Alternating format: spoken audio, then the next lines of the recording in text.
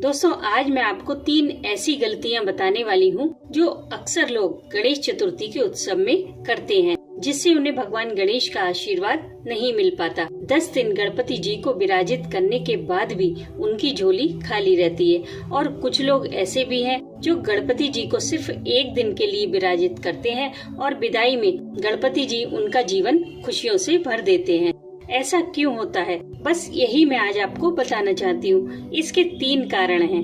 पहला है कि हम सोचते हैं कि हमें नई मूर्ति को घर लेकर आना है और उसे ही विराजित करना है, नहीं तो हमें गणपति जी का आशीर्वाद नहीं मिल पाएगा। और दूसरा कारण है उनका विसर्जन, कि हमें विसर्जन करने के लिए घर से बाहर जाना ही जाना है, किसी नदी पर या गंगा जी पर। और तीसरा कारण है उनकी पूजा पाठ, उनका ख्याल रखना।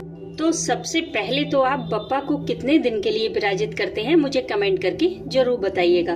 दोस्तों, ज्यादातर लोगों ने यही मान रखा है कि हमें गणपति जी की नई मूर्ति लेकर आनी है और उसे विराजित करना है, फिर नाच गाने के साथ उनकी विदाई करनी है। और विदाई भी कैसी? गंगा में तो अब कोई मूर्ति विसर्जित करने नहीं देते। गंगा जी के पास में ही एक गड्ढा खोदा जाता है, उसी में मूर्तियों का विसर्जन होता है। और आप जब विसर्जन के लिए जाएंगे तो आपसे मूर्ति ले ली जाएगी और उस गड्ढे में फेंक दी जाएगी। आपको तो अपने हाथों से विसर्जन भी नहीं करने दिया जाएगा। और कई बार ऐसा भी होता है कि अगर आप मूर्ति विसर्जन के लिए किसी नदी में चले भी जाते हैं नाव पर बैठकर, तो वो ज्यादा भीड़ भाड़ की वजह से नाव पलट जाती है और एक खुशनुमा माहौल गम में बदल जाता है। ऐसी बहुत सारी खबरें विसर्जन के बाद आती हैं, बट मैं इन सब चीजों से बिल्कुल भी सहमत नहीं हूँ। मेरे लिए गणपति जी को 10 दिन के लिए विराजित करना, यानी कि 10 दिनों तक उनकी कोई विशेष पूजा अर्चना करना, कोई पाठ करने का संकल्प लेना, उन्हें तीनों टाइम का भोग लगाना, अच्छे अच्छे पकवान बनाकर खिलाना और उन्हें बिल्कुल VIP फील कराना होता है, ताकि हमें उनका आशीर्वाद मिल सके और हमारे जीवन में आने वाली सभी विघ्न बाधाएं दूर हो सके। बस यही हमारा मकसद होता है। लेकिन इस उत्सव को कई लोग देखा देखी मनाते हैं, जहाँ सिर्फ शोरगुल और नाच गाना होता है, भद्दे भद्दे भजन होते हैं। यहाँ अध्यात्म कहाँ है? अध्यात्म तो वहाँ होता है जहाँ शांति होती है। इसलिए ऐसा बिल्कुल मत कीजिए। इस सोच से बाहर निकलिए कि बप्पा को घर लाने का मतलब नई मूर्ति को घर लाना है। ऐसा बिल्कुल भी नहीं है। आप अपने घर की ही कोई गणपति जी की मूर्ति को स्थापित कर सकते हैं और उसी की 1 दिन, 3 दिन, 5 दिन, 7 दिन, जितने दिन चाहें विधि विधान से पूजा करें। बाद में आप गंगा जल छिड़क कर उसका विसर्जन करें। अगर मूर्ति मेटल या पत्थर की है तो आप किसी बर्तन में पानी और गंगा जल मिलाकर आराम से विसर्जन करें। बाद में उसे निकालकर यथास्थान रख दें। लेकिन अगर आपकी मूर्ति मिट्टी की है तो आप गंगा जल छिड़क कर ही उसमें विसर्जन का भाव रखें। बाद में उसे यथास्थान रख दें। दोस्तों, आप गणपति जी को 1 दिन के लिए, 3 दिन के लिए, 5 दिन के लिए, 7 दिन के लिए, 9 दिन के लिए या फिर 10 दिन के लिए विराजित कर सकते हैं। आप इस बात का ध्यान रखें कि अगर आप बप्पा को विराजित कर रहे हैं तो या तो 10 दिन के लिए विराजित कीजिए, नहीं तो आप विषम संख्या में ही विराजित कीजिए, 1 दिन, 3 दिन, 5 दिन, इस तरह। पर विराजित करने से भी ज्यादा उनका ख्याल रखना होता है। इन दिनों घर में प्याज, लहसुन, मांस, मदिरा इत्यादि का सेवन ना करें और अपने अंदर की बुराइयों को छोड़ने का प्रयास करें। ये उत्सव कोई मनोरंजन के लिए नहीं है, ये उत्सव हमें परमात्मा से जोड़ता है। जितने दिन भी गणपति जी आपके घर में हैं, उतने दिन आप किसी न किसी पाठ को करने का संकल्प लें। अब पाठ आप कौन कौन से कर सकते हैं?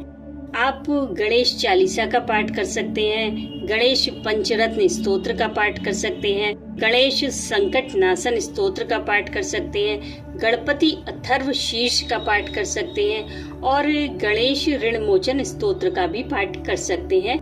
इससे अगर आपके जीवन में कर्ज संबंधी कोई समस्या है, उससे आपको मुक्ति मिलेगी और बहुत जल्द आपके जीवन में धन आगमन के रास्ते बनेंगे, जिससे आप कर्ज को चुका सके। अगर कोई पाठ करना संभव ना हो तो आप ओम गंग गणपते नमः इस मंत्र का भी जाप कर सकते हैं ज्यादा से ज्यादा। इसका जाप आप रुद्राक्ष की माला से करें, नहीं तो अगर आपके पास रुद्राक्ष की माला नहीं है तो आप इसका जाप करमाला से करें, यानी कि हाथों की उंगलियों पर गिनकर जाप करें। देखिए, गणेश जी की मूर्ति को लाने या विसर्जन करने से भी ज्यादा महत्व जब आप उनकी पूजा को, उनकी सेवा को देंगे, तो ऐसा हो ही नहीं सकता कि आपको उनका आशीर्वाद ना मिले। दोस्तों, मार्केट में एक से एक सुंदर मूर्ति आती है, लेकिन वो पानी में काफी दिन रहने के बाद भी नहीं गलती। तो इस तरह पॉल्यूशन बढ़ाने से अच्छा है कि आप अपने घर के ही गणपति जी को विराजित करें। और गणेश जी की 1 या 2 मूर्ति तो हर घर में होती ही है। दिवाली पर ही लक्ष्मी गणेश की मूर्ति आती है, बस उन्हीं में से आप किसी मूर्ति की सेवा कर सकते हैं। लेकिन ऐसा बिल्कुल ना करें कि आप बाहर से बहुत बड़े गणपति जी ले आएं और उनका ख्याल बिल्कुल भी ना रखें। जब आप उनकी पूजा को और किसी पाठ के अनुष्ठान को महत्व देंगे, तो गणपति जी आपको इतनी खुशियां देकर जाएंगे और आप हर साल इसी तरह गणपति जी को स्थापित करेंगे और उनका विसर्जन करेंगे। घर की मूर्ति का विसर्जन करना भी आसान होता है। आप गंगाजल छिड़ककर बड़े आराम से घर पे ही विसर्जन कर सकते हैं। कई लोगों की तो आर्थिक स्थिति भी ठीक नहीं होती है, बट वो फिर भी इस स्थापना और विसर्जन में देखा देखी बहुत सारा पैसा खर्च कर देते हैं। फिर बाद में उनका बजट गड़बड़ा जाता है। तो भगवान ये नहीं कहते कि हमारी पूजा में ढेर सारा पैसा खर्च करो। भगवान की पूजा अर्चना तो बिना किसी रुपए पैसे के आराम से हो जाती है, उसमें कोई खर्चा नहीं आता। हम जो भी खर्चा करते हैं वो सिर्फ दिखावे के लिए ही करते हैं। भगवान को सिर्फ हमारा सच्चा भाव चाहिए और चाहिए समर्पण। और बाकी जो कुछ भी हम सात्विक खाते हैं, बस उसी का भोग आप गणपति जी को लगा सकते हैं, वो वही ग्रहण करेंगे। कर्ज लेकर या परेशान होकर आप चाहे 56 भोग लगा लें, उससे भगवान कभी संतुष्ट नहीं होते।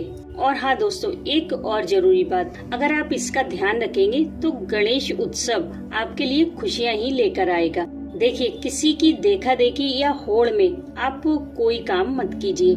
आपके पड़ोसी गणपति जी को बहुत धूमधाम से घर लाते हैं, फिर बहुत बड़े पैमाने पर उनका विसर्जन करते हैं और उनकी शानो शौकत देखकर आपको भी लगता है कि ये धन दौलत इसी वजह से है। तो आप ऐसा बिल्कुल मत सोचिए। प्रभु की दृष्टि में हम सब बराबर हैं। वो किसी में भेदभाव नहीं करते। जिसके पास धन दौलत है, उसके पीछे उसकी मेहनत भी होगी। इसलिए कोई भी बुरा ख्याल मन में ना लाएं, अपने विचारों को शुद्ध रखें। और गणेश जी की मूर्ति अगर आप बाहर से लाते भी हैं, उसे स्थापित करते हैं, फिर भी उसका विसर्जन आप घर में ही करें, क्योंकि गणेश जी और लक्ष्मी जी की मूर्ति का विसर्जन कभी भी घर से बाहर नहीं होता है। नहीं तो उनके साथ साथ रिद्धि सिद्धि भी घर से चली जाती है। इसलिए इस उत्सव में गणेश जी की पूजा पाठ को महत्व दीजिए, न कि शोर शराबे को।